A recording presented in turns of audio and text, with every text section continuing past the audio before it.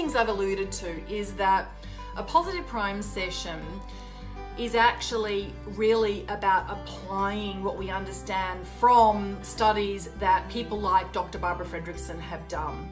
And what we know is that if we show you a certain number of particular smiles that are warm and welcoming and genuine and sincere, that science actually calls a Duchenne smile, if we show you those kinds of smiles, the retina in your eyes is actually going to process through your mirror neurons in your brain and send messages to your endocrine system, and hormonally you'll start to produce more neurotransmitters, endorphins, things like oxytocin, dopamine and serotonin, and your brain is actually going to function more efficiently, more effectively, more beautifully.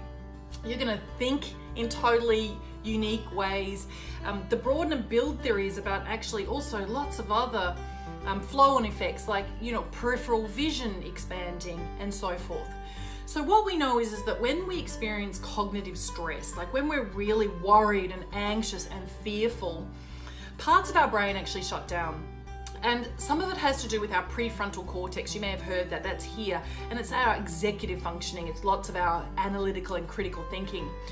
And when we're in these incredibly open, expansive, really divine experiences of gratitude and love and joy and so forth, and playfulness and lightheartedness and cheerfulness and optimism and enthusiasm, and I could go on and on and on.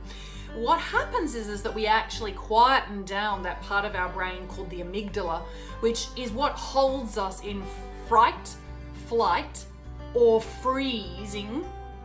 And that's actually because we're human and we have this reptilian part of our brain, very ancient part of our brain that's trying to protect us and keep us in survival, like literally helping us to live.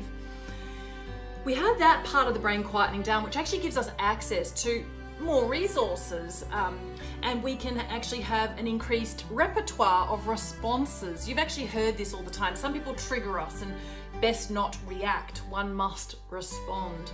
It's very difficult though, unless you're in a positively primed state. So I wanted to create a tool or experience, an intervention that was emotionally evocative, that actually allowed us very quickly to access some of these more resourceful states in a positively primed way of being. And one of those is to present lots of photographs of Duchenne smiles. But that's just one of about 17 aspects.